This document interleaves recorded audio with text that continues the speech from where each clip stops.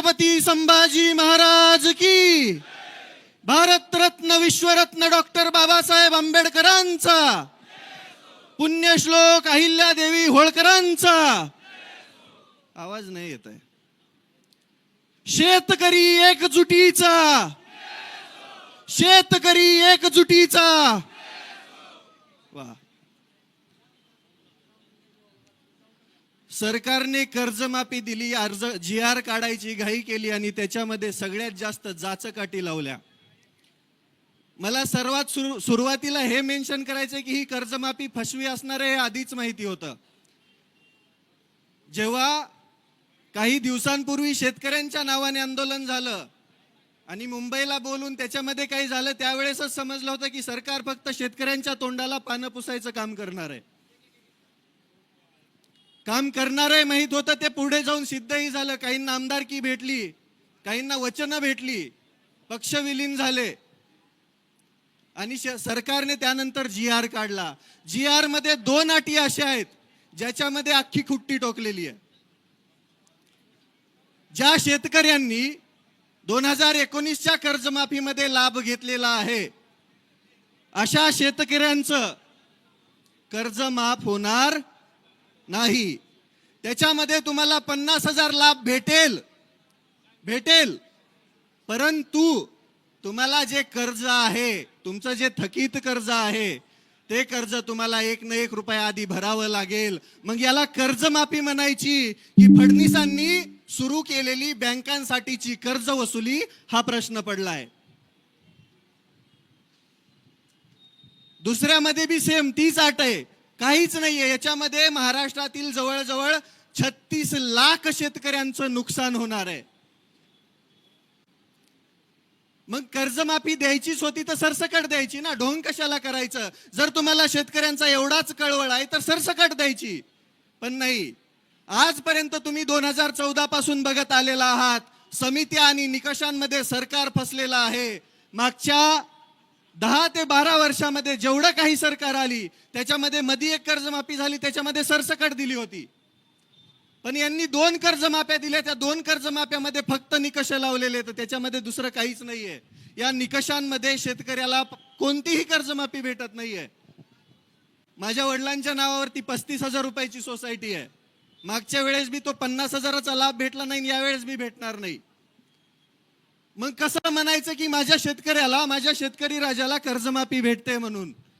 जी मुख्य मागणी आहे, हेच मुख्यमंत्री देवेंद्र फडणवीस साहेब म्हटले होते की मी सत्तेमध्ये आल्यानंतर शेतकऱ्यांचा सातबारा करणार, कोरा कोरा कोरा कोरा कोरा.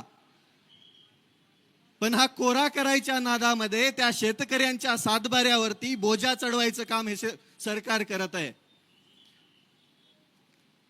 या सरकारच्या काळामध्ये विचार करा तुम्ही, कोणतीही सबसिडी शेतकऱ्याला भेटत नाही, कोणत्याही योजनेचे पैसे योग्य वेळेवरती शेतकऱ्याला भेटत नाही, खताचे औषधाचे भाव गगनाला भिडलेत, कोणताही हमी भाव योग्य प्रकारे शेतकऱ्याला भेटत नाही. कांदा 2 रुपयाने विकावा लागतोय.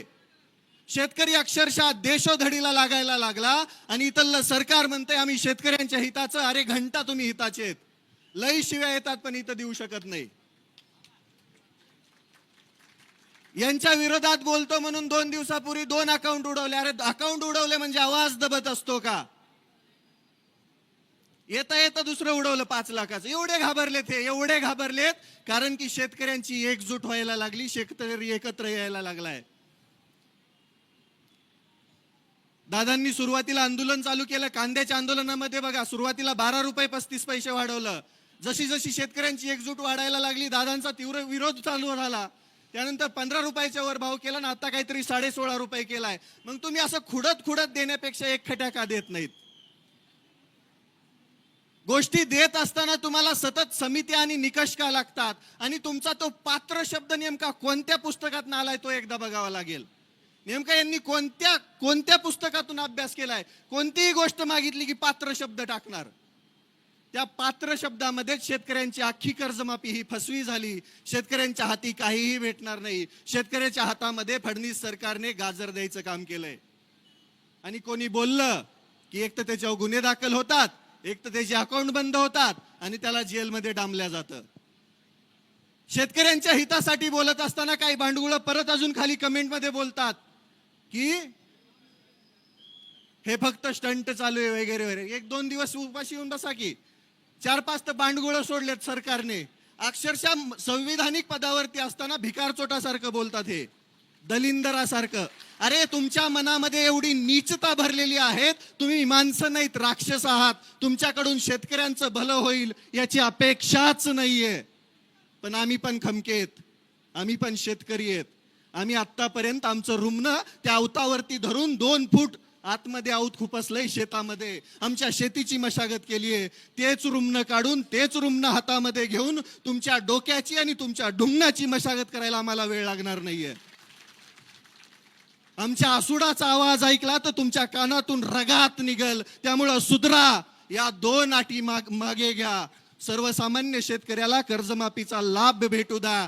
बँकांचे वसुली एजंट असल्यासारखं वागू नका, अन्यथा याचे परिणाम संपूर्ण महाराष्ट्रभर दिसतील. आज ही मूठ, वज्रमूठ एवढी मोठी होईल की या वज्रमुठीने तुमच्या डोक्यावरती प्रहार केला तर कुठे पाताळाला जाताल समजणार पण नाही. अरे यांना लाजा वाटायला पाहिजेत. देत असताना जरा नीट तरी द्यायचं ना. निकष लावून द्यायचंय तर द्यायचं ढोंग कशाला करायचं. मतांपुरता शेतकरी लय महान असतो यांच्या नजरेमध्ये. पण मतं भेटली, सरकार आलं, सत्तेमध्ये बसले, ढुंगणाखाली खुर्ची भेटली की झालं, शेतकऱ्यांचा विसर पडला. कर्जमाफीचं गुऱ्हाळ मागचं 1 वर्ष चालू आहे माहितीये. आता GR काढलाय. GR काढताना म्हणले की आचारसंहिता झाल्यावर, मग GR बी आचारसंहिता झाल्यावरच काढायचा ना. म्हणजे प्रत्येक वेळेस फक्त फसवायचं, प्रत्येक वेळेस शेतकऱ्याला फक्त तोंडाला पानं पुसायची आणि प्रत्येक वेळेस शेतकऱ्याला फक्त खेळवत ठेवायचं काम. हे काम हे इथलं सरकार करतं, हे पाप आहे. सर्वसामान्य शेतकऱ्याच्या अडचणी काय आहेत काय माहिती यांना. मंत्रालयाच्या AC मध्ये बसून यांना निर्णय घ्यायला काय लागतंय. कधी या आमच्या शेतामध्ये आऊत आणून दाखवतो तुम्हाला काय त्रास असतो ते. देशोधडीला लागलाय शेतकरी आणि त्याच शेतकऱ्यांवरती वार करायचं काम हे सरकार करतंय. या सरकारला धडा शिकवण्यासाठी शेतकऱ्यांना आता एक या. जात धर्म पंथ सगळं बाजूला ठेवा, ते पक्ष बाजूला ठेवा आणि आता एक या. आजपर्यंत शेतकऱ्यांची एकजूट झाली नाही, म्हणून सगळ्यात जास्त अन्याय कोणावरती झाला असेल तर तो शेतकऱ्यावरती झालेला आहे. 1-1 लाख कोटीचे प्रोजेक्ट आहेत त्यांचे, त्याच्यामध्ये सगळ्यात जास्त नुकसान शेतकऱ्यांचं आहे. ज्या शेतकऱ्यांकडे 4-2 एकर जमीन आहे ती घेण्याचा पण घाट या सरकारने घातलाय. शक्तीपीठाचं तुम्हाला माहीतच असेल. ज्याची आवश्यकताच नाही, ज्याला समांतर महामार्ग आहे, तरी पण यांना तिथं घालायचं आहे. कारण की सरकारनं शेतकऱ्यांच्या जमिनी घ्यायच्या, त्या कॉन्ट्रॅक्ट मधून पैसे कमवायचे आणि शेतकरी देशोधडीला लावायचा. माझी स्पष्ट मागणी आहे सरकारला, तुम्ही जर या 2 जाचकाठी लवकरात लवकर मागे घेऊन सरसकट सर्व शेतकऱ्यांना 2 लाखांपर्यंत कर्जमाफी नाही दिली तर आम्ही मंत्रालयावर पण धडकायला कमी करणार नाही. आम्ही त्यावेळेस आमच्या हातात रुमणं असेल आणि खांद्यावरती आसूड असेल, त्याचा वार आणि त्याचा आवाज तुमच्या कानामध्ये घुमल्यावरती तुम्ही लाईनीवरती येणार, वटणीवर येणार. वाटोळं झालंय शेतकऱ्यांचं. कोणत्याही योजनेला निधी नाहीये, फंड नाहीये. सर्वसामान्य शेतकऱ्याच्या आता पेरण्या तोंडावरती आहेत, बियाणं व्यवस्थित उपलब्ध नाहीये. या वर्षी तर दुष्काळाचं सावट आहे. खुद मुख्यमंत्रीच म्हणताय की 1950 सारखा दुष्काळ पडणार आहे जणू. मग याच्यामध्ये शेतकरी कसा जगणार नेमका. त्याच्या डोक्यावरती कर्जाचा डोंगर असताना तो सर्वाइव्ह कसा करणार, जगणार कसा आणि तो पुढे त्याचं कुटुंब कसं जगवणार, हा प्रश्न आहे शेतकऱ्यांच्या पुढं. काही नसतंय, सर्वसामान्य शेतकऱ्याच्या हातामध्ये काही सुद्धा नाहीये. बियाण्यांपासून ते विक्रीपर्यंत सगळं काही सरकार ठरवणार आणि ज्यावेळेस माल येतो त्यावेळेस पण त्याचा भाव बी सरकार आणि आडते व्यापारी ठरवणार. शेतकऱ्याच्या हातामध्ये धतुरा कायमस्वरूपी तेच लागत आलंय. सर्वसामान्य शेतकऱ्यांना लुटायचं काम इथलं सरकार करत असताना आपण शांत बसून चालणार नाही. माझी त्या सर्व महाराष्ट्रातील शेतकऱ्यांना विनंती आहे, आज आमदार रोहितदादा पवारांच्या पाठीमागे उभा राहावं लागेल. 3 दिवसापासून पोटात अन्नाचा कण नाहीये.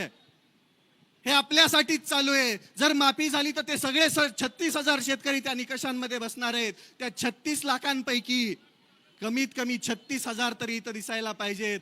त्याच वेळेस इथल्या सरकारवरती दबाव बसणार आहे. माझी महाराष्ट्रातील सर्व शेतकऱ्यांना विनंती आहे, कुठं बी असा पण पंढरपुरात दिसा. आजपर्यंत तुम्ही वारकरी बनून इथं आला होतात, आता एकदा शेतकरी बनून पंढरपुरात यायची वेळ झाली आहे.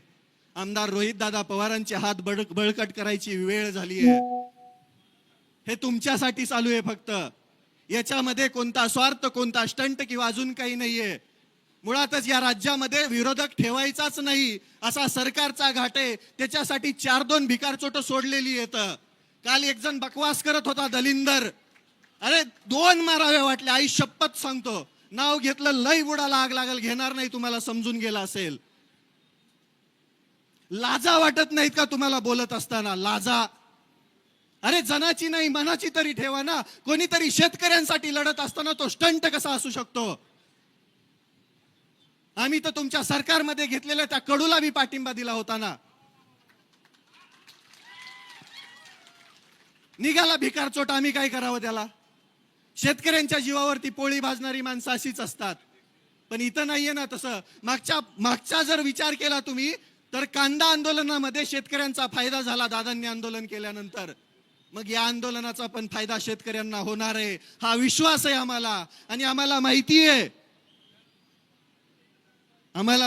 की हे स्वाभिमानाचं रक्त आहे, हे शेतकऱ्यांसाठी लढणारं रक्त आहे. म्हणून आमचा जाहीर पाठिंबा दादाला आहे. आता माघार नाही. जोपर्यंत या 2 जाचकाठी सरकार रद्द करत नाही, जोपर्यंत सरसकट सर्व शेतकऱ्यांना 2 लाखांपर्यंत कर्जमाफी सरकार देत नाही, तोपर्यंत आम्ही माघार घेणार नाही. आता आम्ही शांततेमध्ये आहोत. आता आम्ही शांत बसून आहोत. याचा अर्थ असा नाही की आम्ही शंड आहोत. आम्हाला लढायचंही माहितीये. छत्रपती शिवरायांचा वारसा सांगतोत आम्ही. डॉक्टर बाबासाहेब आंबेडकरांनी दिलेलं संविधान, त्यांनी दिलेलं सगळं साहित्य वाचून इथं अन्यायाविरुद्ध लढणारे हात आहेत आमचे. सर्वसामान्य शेतकरी शिक्षित नसला, पाठीमागे असला तरी त्याला लढायचं कसं हे माहिती आहे. आम्ही लढणार, तोपर्यंत लढणार जोपर्यंत शेतकऱ्यांना त्यांचा हक्क भेटणार नाही. आम्ही लढत राहणार, शेवटच्या श्वासापर्यंत लढत राहणार. उद्ध्वस्त व्हायला लागली आहे शेती, उद्ध्वस्त व्हायला लागलाय शेतकरी, आणि उद्ध्वस्त व्हायला लागलेत शेतकऱ्यांची कुटुंब. आमच्या शेतीवरतीच आमची लेकरं मोठी होतात, शाळा शिक्षण घेतात.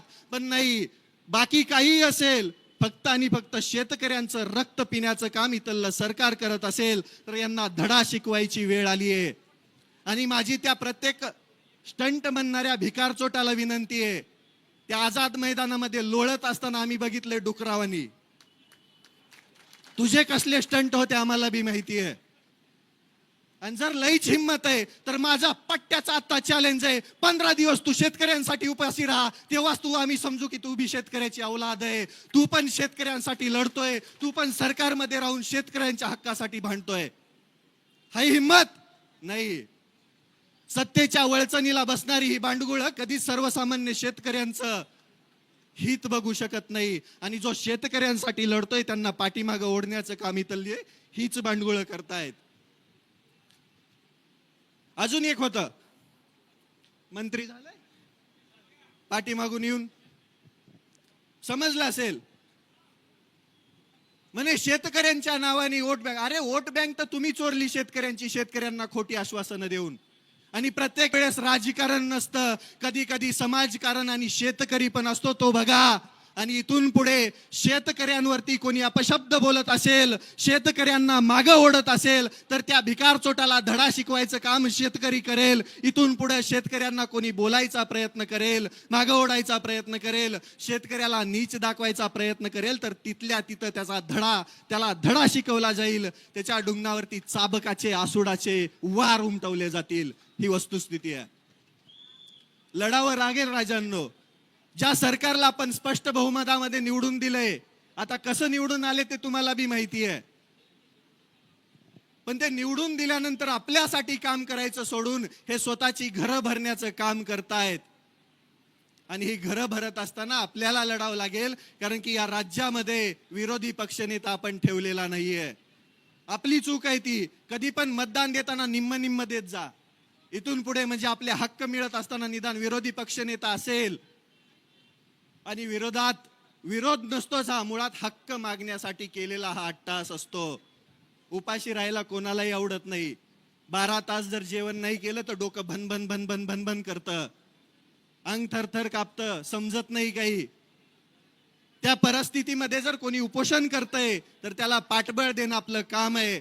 माझा स्पष्ट शब्दामध्ये या सरकारला इशारा आहे, तुम्ही लवकर वटणीवरती या, नाहीतर आम्ही या पंढरपुरातून तुमच्या मंत्रालयामध्ये यायला वेळ लावणार नाहीत. आणि त्यावेळेस 1-2 नाही, 1 शेतकरी लाख शेतकरी असेल, त्यावेळेस तुम्हाला खरं समजेल शेतकऱ्यांची ताकद. शेतकऱ्यांसाठी लढत असताना सगळ्यात जास्त त्रास हा सरकारच सर्वसामान्यांना देत आहे. तुम्ही तर बघितलं, आता मी तुम्हाला दिसत नसेल कुठं, पण तुमच्या हृदयावरती नाव कोरलेलं आहे. ओळखता ना सगळे? सकाळी सकाळी 5 लाखाचं उडवलं, काय फरक पडणार त्याने? काय फरक पडणार सांगा ना? ज्या लोकांच्या हृदयामध्ये क्रांतीची मशाल पेटवणारा तो क्रांतीवीर हा शेवटपर्यंत क्रांतीवीरच असतो. शेवटपर्यंत तो क्रांतीची मशाल त्या सर्वसामान्यांच्या हृदयामध्ये पेटूनच जातो.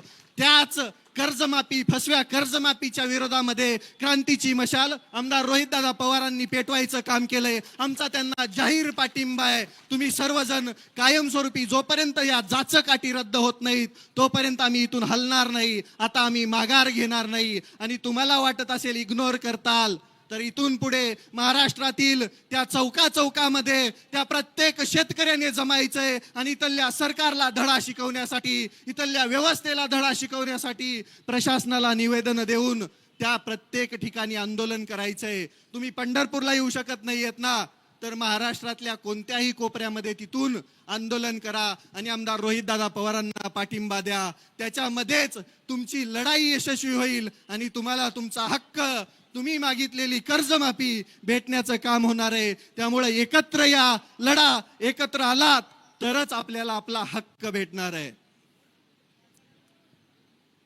वाटोळं केलं या सरकारने, वाटोळं.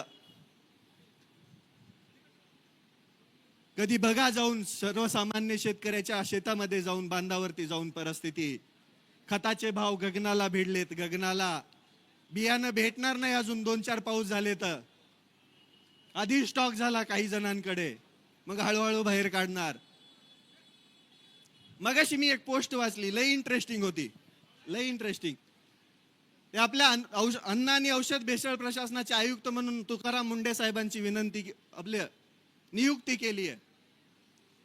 मग देवेंद्र फडणवीस साहेबांच्या पेजवरती एक पोस्ट होती बीजेपी मुंबईच्या, की देवेंद्र फडणवीस साहेबांची कामगिरी इथून पुढे गुटखा विकणाऱ्यांवरती मोकोका कारवाई होणार.